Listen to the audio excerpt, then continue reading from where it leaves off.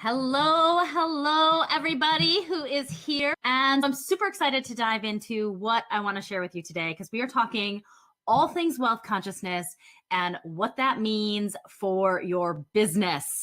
Because it is a huge piece of what gets in the way of many entrepreneurs and what they want to do and what they want to create. So welcome everybody. For those of you who don't know me, my name is Stacey Hartman. I'm a client attraction alchemist. And when I say alchemist, the reason being is that I know how to beautifully blend high vibration business energetics with the most cutting edge, leading edge marketing strategies that are out there right now, especially when it comes to online marketing. So I'm super excited to share with you today. We're going a little bit more on the business energetics, the woo side, the spiritual side of business today. And some of the other trainings that I've done for you are more on the practical, strategic side of things, but super excited to share with you today all sorts of really fantastic information when it comes to wealth consciousness. Here's what we're going to be covering today. So first and foremost, I want to dive into some foundational pieces of wealth consciousness.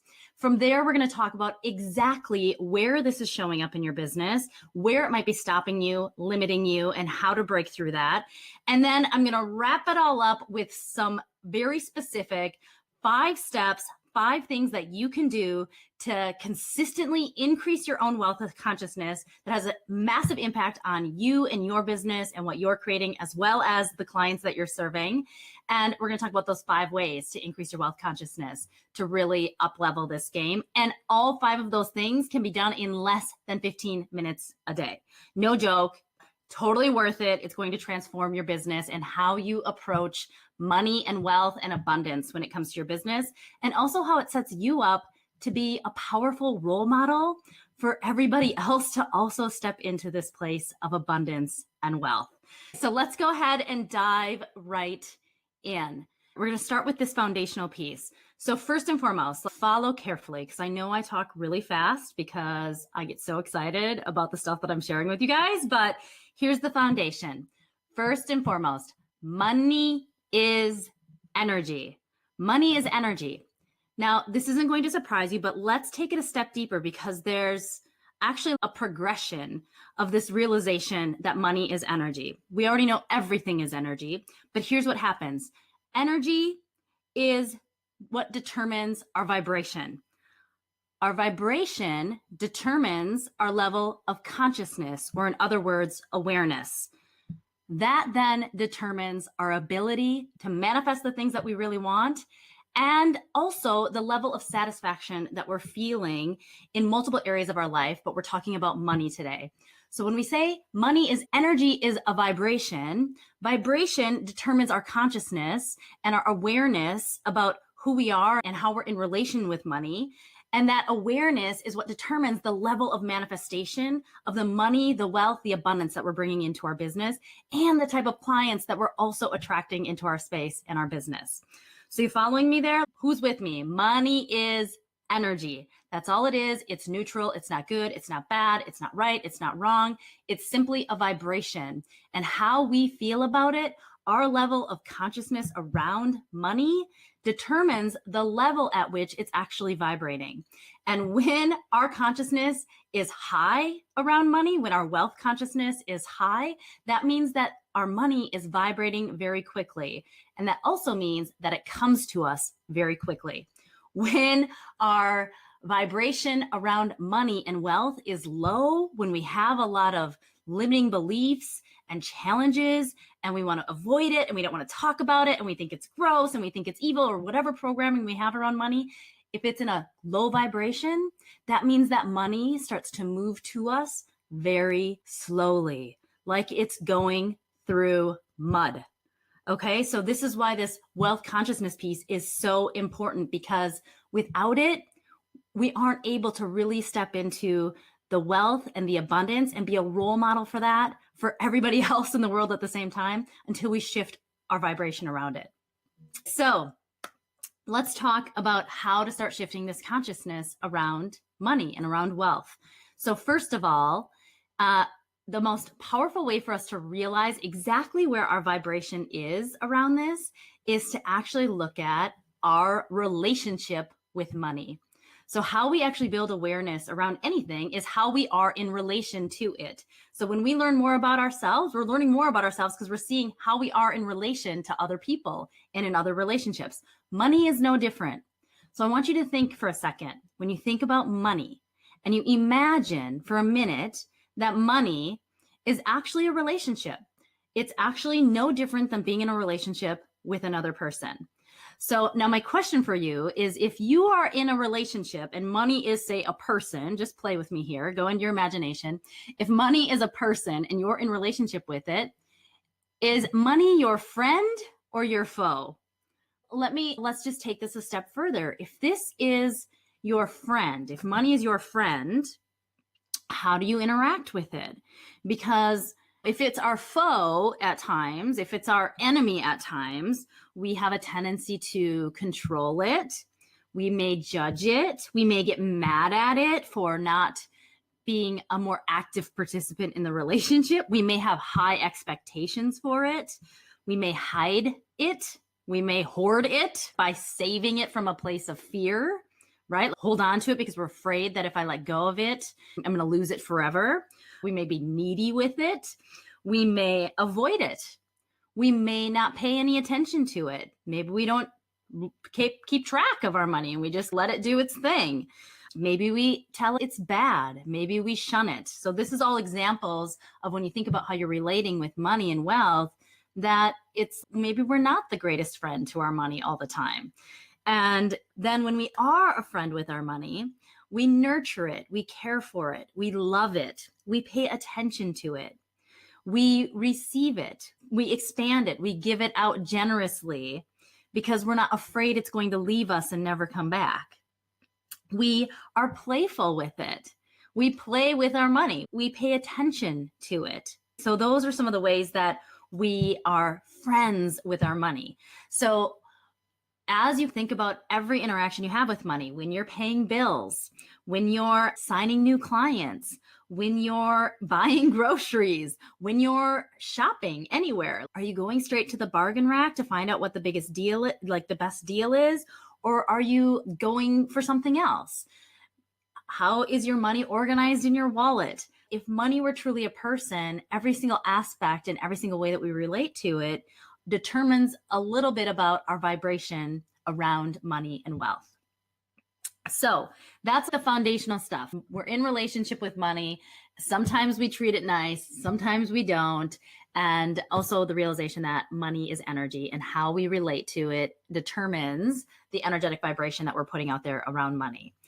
Now I know you are all here for business. So where in business does money, wealth, abundance come up the most? When you think about your business activities and when you're transacting in any way, what sort of areas of your business does money touch? So fill me in. What comes to mind when you think about the areas maybe where you feel a little block or a little resistant towards money, or maybe where you just recognize like that it's a big spot that money and wealth consciousness has a huge role in? What part of your business? So pricing, fear of asking for it, making those offers, those are definitely the biggest areas that we see little glitches come up in our wealth consciousness. So let's talk about this money in business piece. So you guys are hitting on it. It's when we make offers and when we set our pricing. Like, how do we really set our pricing in a way that determines the value of what we're offering our clients, and really set it in a way that it's a win for us and also a win for them. So let's talk about pricing and valuing your services. So I want to share a little story with you, and it's never coincidence. Like, I really never know what I'm going to share with you guys when I do these trainings, but it usually just comes through some divine inspiration. And it was Monday. I'm like, okay, so this is a little extra nugget. So I always ask God, source, universe, how can I be of greatest service this week? What is some wisdom that I've been given that I can share that will really support people? And it always comes up in the shower, because when you're around water, that's when you're most intuitive, right? Anybody else have that? Need a whiteboard in the shower sort of thing. So I was in the shower and it was like consciousness, wealth consciousness, money stuff. And I was like, no, I am not going into money stuff. God, universe, source knows what they're talking about. So it's okay. That's where you're guiding me. That's where I'm going. That's why we're here today. So anyways, that came up on Monday. Then I got a text the next morning from one of my past clients, and she's like, can we chat tomorrow? Sure, absolutely. I get on the phone with her and she sends me this proposal, and she's making an offer, a proposal for a $250,000 contract. So this is one client for $250,000. She's never ever asked or made an offer or proposal at that level. And I'm like, what's coming up for you? And she's, oh shit, like, I really, seriously, I'm going to like ask somebody to pay me $27,000 a month plus? Who does that? And she's, what if I can't deliver? What if it doesn't work? What if I don't know what to do? And here's the thing about that pricing is, in that moment, I said, what if it has nothing to do with you? What if it's not about you? And so often we're told over and over again as coaches, consultants, right? We're told, claim your worth, charge what you're worth. That's BS. Calling BS on that right now, because what we're really charging is not what we're worth. We're charging the value that it's worth to the client, to the prospect. So let's flip this script on its head for a minute. What would you be charging in your business if you charged what you thought your clients were worth? Not what you're worth. What if you charged what you thought your clients were worth, or what the transformation that they're stepping into is worth? So think about that. How does that change your pricing? It's not about us. Our wealth consciousness is directly related to how much we're in our ego. And when we make it all about ourselves, can I do it? Can I deliver? Am I really worth it? What if my clients don't get the results that I'm promising? That's ego. It has nothing to do with us. Essentially, we're able to create this space.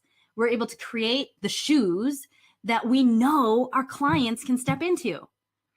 That's our role. We facilitate some in about a split second. Even some of you might be having this happen right now. In a split second, you have an aha moment that forever changes the trajectory of your business. In my case, working with entrepreneurs and coaches in particular, you might have some wisdom or some coaching question that facilitates some big aha that forever changes your client's life.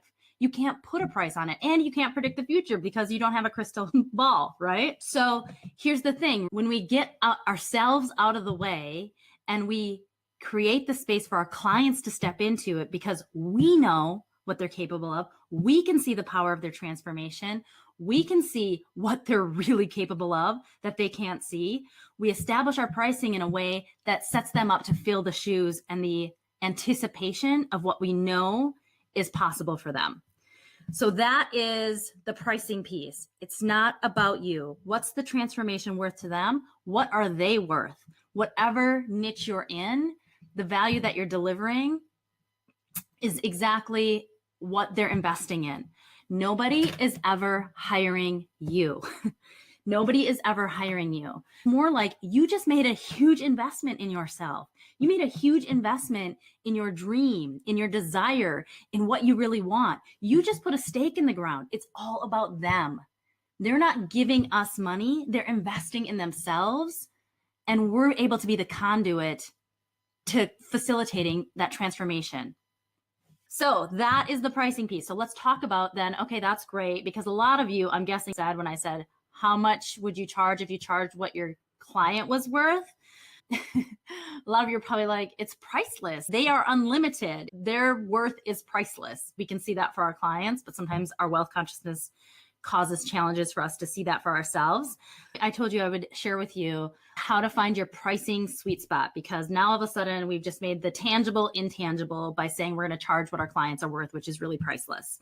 So here's my magical formula for pricing. It's really scientific. The magical sweet spot for pricing is where you feel scared shitless and super excited and confident at the same time. So it's stretching into that space. And sometimes you got to play with it. You might come up with the first number and then you do a visualization and imagine saying at the end of it, when you're making your offer, the investment for this program or the investment for this transformation is, and then you state your price. And if it feels like it just rolls off easily, oh yeah, piece of cake, stretch it. If it feels like you're like stretched so far that you can't even choke it out, like you want to throw up in your mouth, then you just got to pull it back a little bit. So it's stretch your pricing as far as you can stretch it so that you can state it confidently, but also you feel a little bit terrified that you're saying that number at the same time. And you might be surprised when you do this exercise. You might be realizing already that you have a higher level of wealth consciousness that's been waiting for you to step into it. And now it's just stepping into it. So that's the sweet spot for pricing. You want to feel, if it's coming too easy, if you're so confident about the value and the price that you're delivering, you're settling. So for example, there's times you're going to be increasing your pricing as you continue to grow. And so as soon as it starts feeling comfortable, one, it's holding you back as the coach or the consultant or the deliverer of your service, because when we're so confident about the value of what we're delivering, we're not stretched to up our game. We're not stretched to completely up level and increase our ability to a whole new level where we serve in a new way, where we serve at a higher capacity. So when we stretch ourselves in our pricing, we're upping our own game, meaning we feel more held accountable to show up, deliver, and step into even becoming a more powerful coach, consultant, expert, whatever it is. We are held accountable to upping our game, which means we show up more prepared, we show up more present, we show up more engaged, as opposed to if our pricing doesn't stretch us, then we just show up and do our thing without also then stretching ourselves into that next level. So let me tell you why else we're stretching, because, okay, this is the other thing too. So not only does it stretch us in our ability and how we're showing up, but it also stretches our clients. We want our clients to feel stretched. If a client easily and effortlessly can afford your services, then how are they going to break through the fears and the terror barriers that come up for them to get the transformation they need? So money is a built-in accountability for your clients as well, because when they are super invested, because money is energy, when they are super invested, they show up different. So the more you charge, and this has been my experience over and over again, I've doubled, tripled, quadrupled, 5 times my pricing since I started. The more that you charge, the better results your clients get, and a different type of client you start attracting into your business. I just had this happen. I just had a new client start, and she was pretty I actually tell people, if that concern comes up, like, ooh, this is a bit of a stretch. I didn't think it was going to be this much of an investment. I really wasn't prepared for this. I tell my clients right out of the gate, I would be more concerned if it wasn't a stretch than that it is a stretch, because it just means that you're in a position to make a choice about how serious you are about this transformation right now. It's that simple. It's stretching you because you're being asked to step into another level of excellence with your goals. And the only question really is, are you ready to step into it or not? Because that's why the concern is there, is because you're being stretched out of your comfort zone, which always perpetuates growth. So there's the stretching. So I just had a client, same sort of thing. She was asking me why this investment, and it didn't know it was going to be so high. And anyways, after some thinking and tuning into her gut and her heart, everything inside her gut was saying, go, yes, this is exactly what you need. And everything in her head was saying, that's ridiculous. That's outrageous. Where are you going to come up with that money?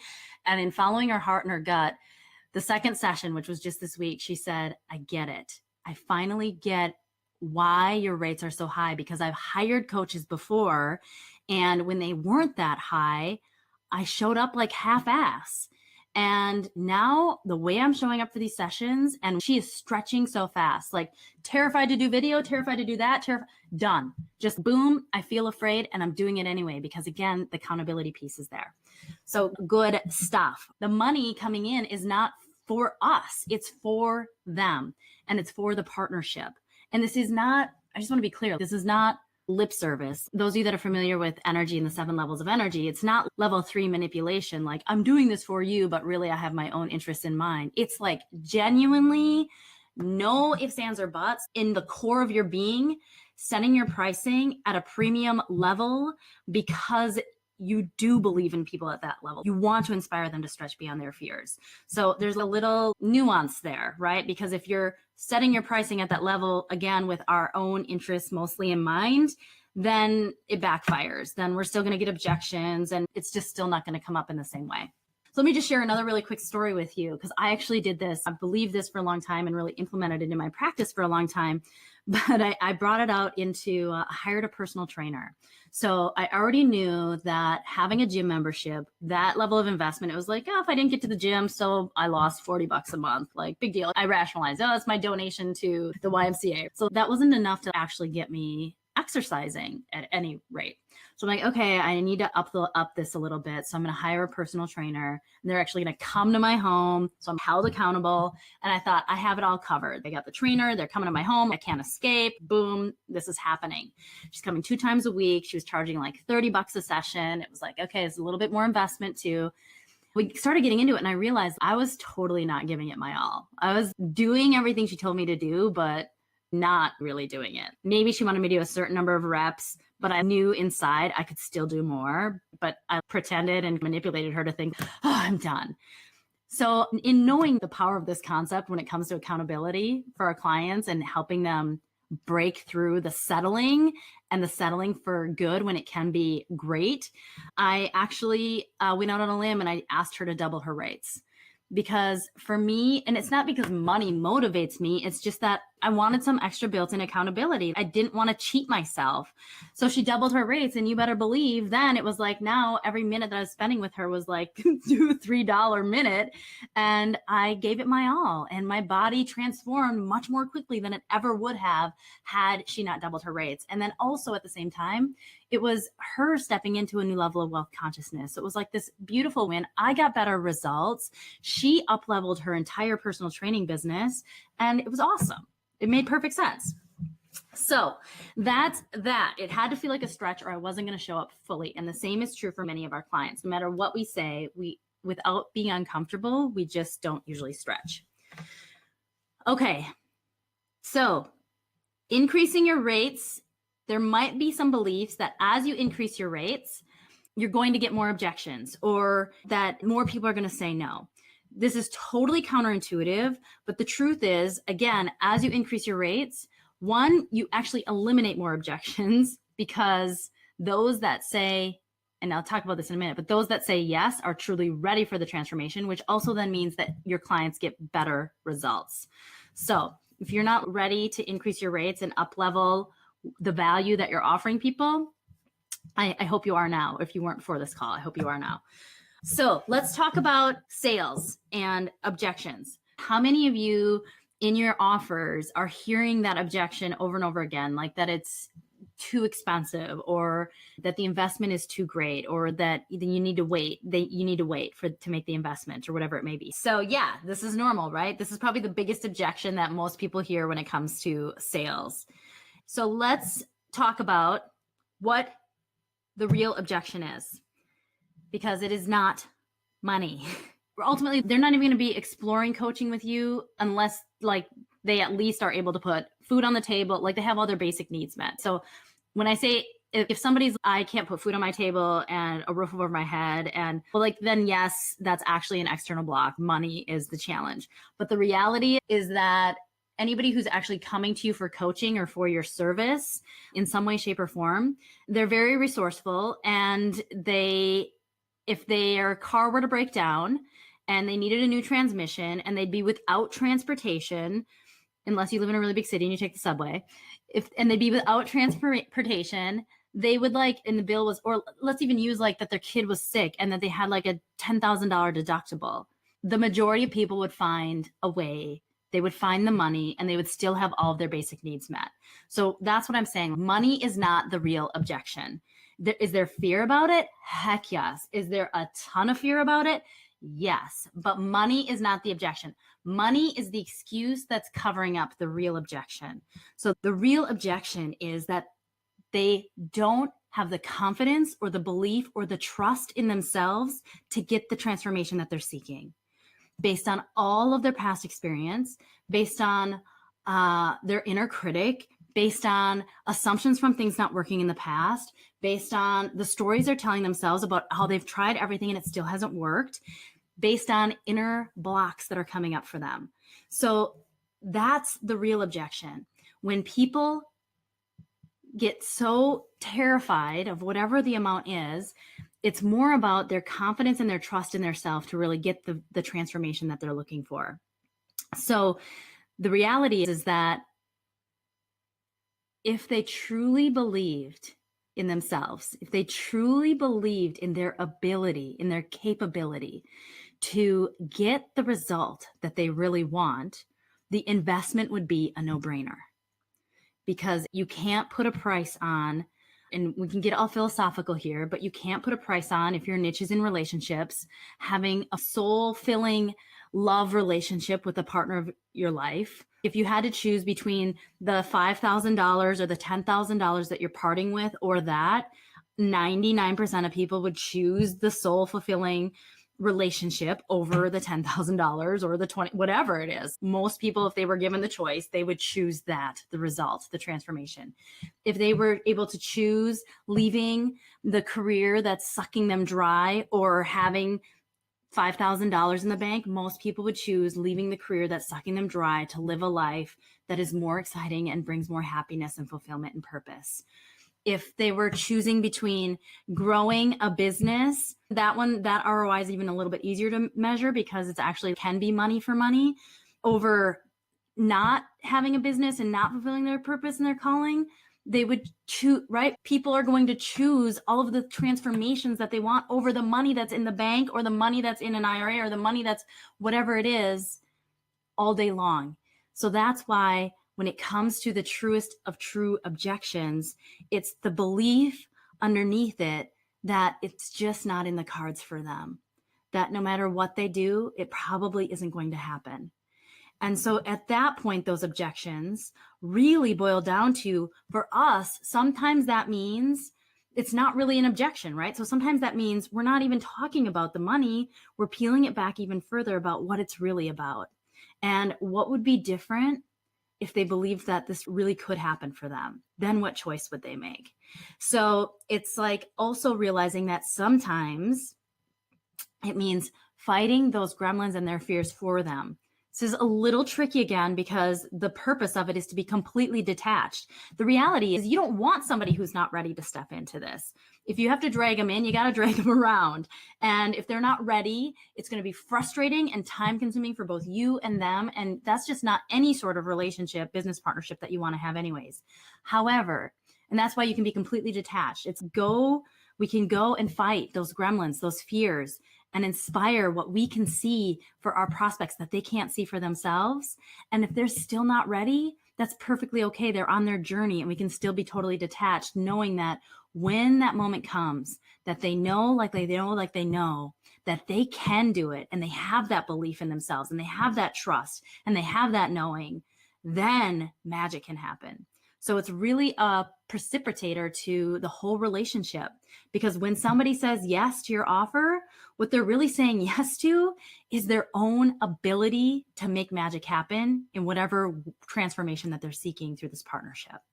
So I just want to check in here because that's the real objection. So I'm curious what your thoughts are around this realization and around this wealth consciousness piece that often comes up when we're making offers, and how actually it's not an objection at all. When somebody says no because of the money, it actually means that they're just simply not ready to step into the space that you're ready to hold for them.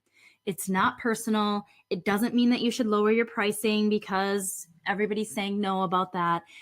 The only meaning that it has is you've got a space that you can see for them. They're just not ready to step into it. And when they are, the space can still be there. So there's the objections piece. Again, you don't have to overcome objections. That's another myth. That's another thing I'm calling BS on. It's not overcoming objections. It's overcoming fears. And if people aren't ready, or if their power continues to be with the fear more than it continues to be with the truth of what's available for them, the truth of their unlimitedness, then they're on their journey. And at some point, they'll be ready to step into the truth and give their power back over to the truth as opposed to the fear. Okay, let's talk about how to increase consciousness. So the 5 steps to increasing wealth consciousness, moolah consciousness, and how you can do it on a regular basis, super easily, to continue to adopt some of these deeper beliefs around serving your clients in a new level. So number one, and a lot of these things you're going to be like, yeah, I've heard of that before, but I got like a funky twist on pretty much every single one of them. So number one is act as if. So here's the deal. Act as if. So here's what's really going on. When you look at, let's just say when we look at our bank account and we're like, oh, that's how much is in there. Everything that we're seeing right in front of us that we believe to be real is solely an illusion based on everything from the past leading up to the moment. So when we look at our reality as it is today, let's say we look and we're like, I only have one client, and we treat that as though it is our reality, we recreate the reality over and over again. If we look at our bank account and we're like, I'm only this much in the clear, that's where I am. If we treat that as our reality, that's the reality we're going to continue to create moving forward.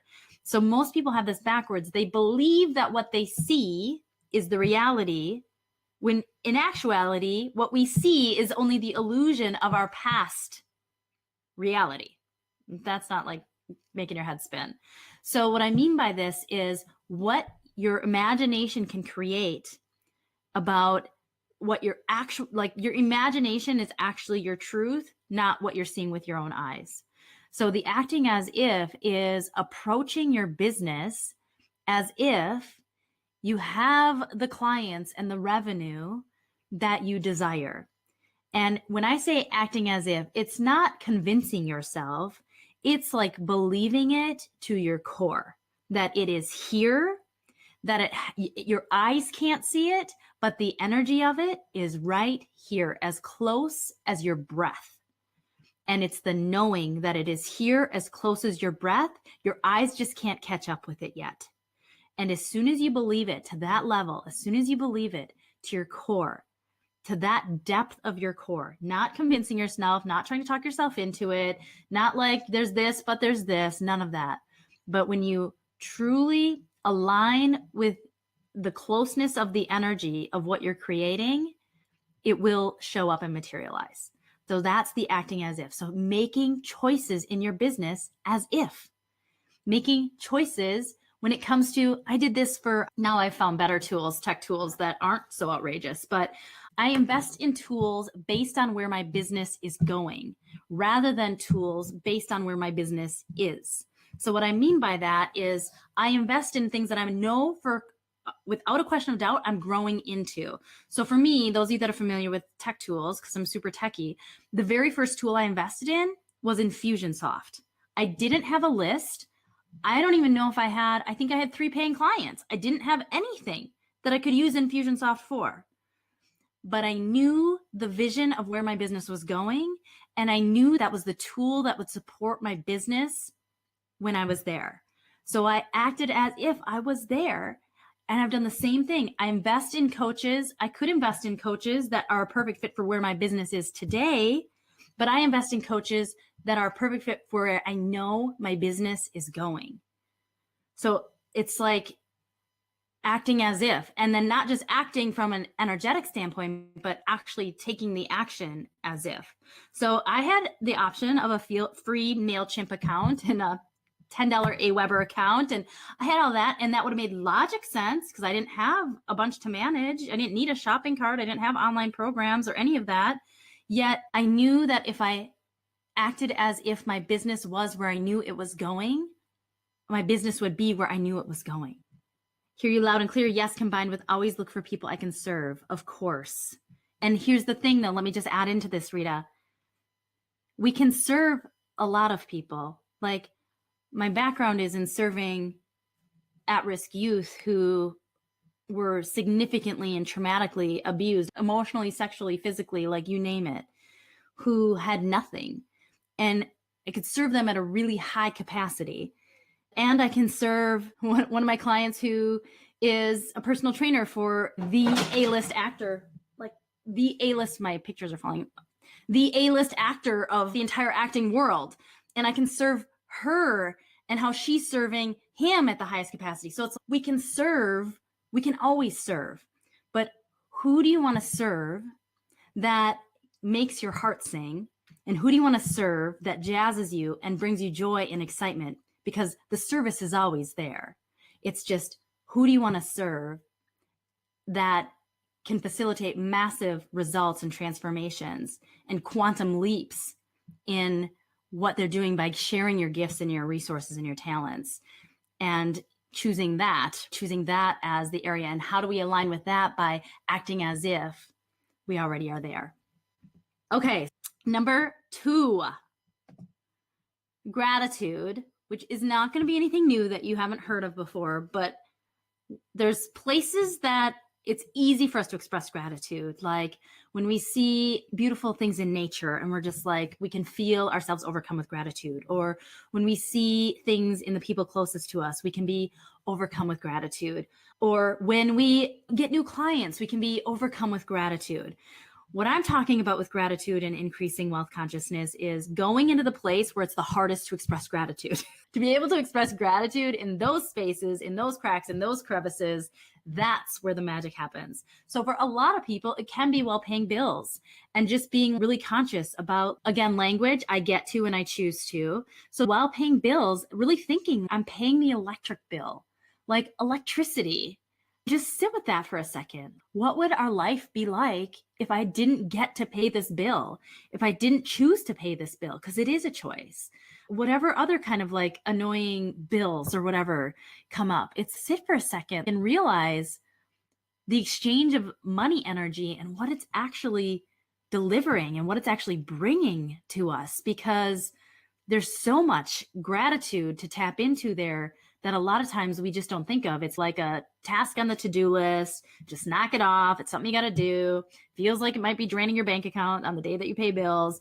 But it's the realization like that there's such a powerful exchange. That your bill that you're paying is bringing so much into your life that you would never choose to live without it. Water, electricity, a house, car, gas, groceries. So yes.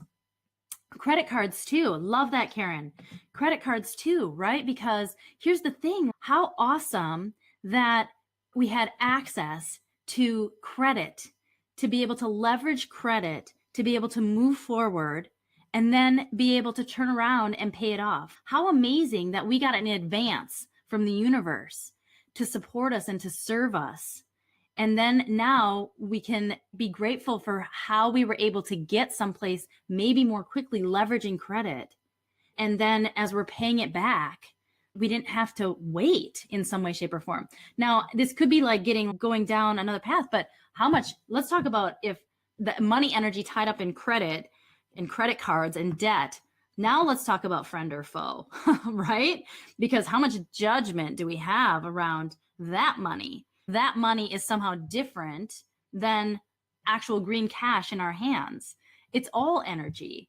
And so it's the realization, ultimately, when you're directing your money, what are you directing it to? That's what's most important. That's one thing if we're racking up credit card bills because we're feeling some bottomless pit of not enoughness. But it's another thing when it's giving us a cash forward to be able to do something that's in full alignment with our goals and our visions. Love this. Yes, I love paying my credit cards off. It's thank you. Thank you for the advance. Thank you for the being able to move forward. And now it's like the joy, the glory of saying thank you and goodbye.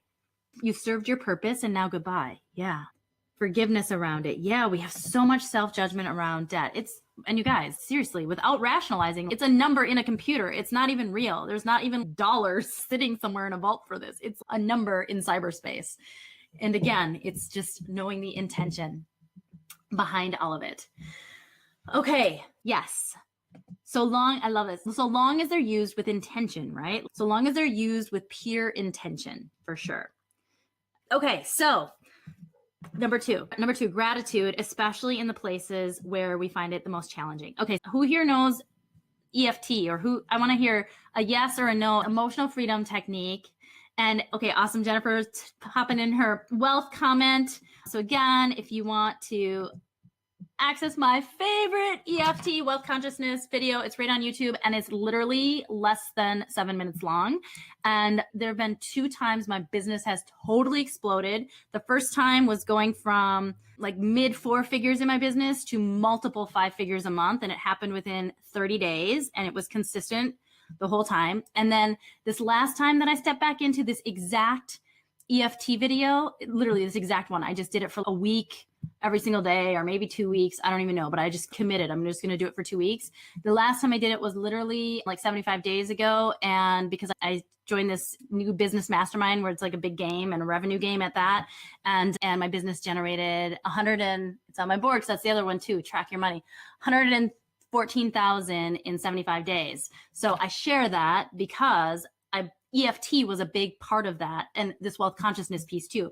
And again, money is energy, and money is also indicative of the impact that we're having in the world. So that amount, those revenue amounts, that is impact and service that we're having in the world.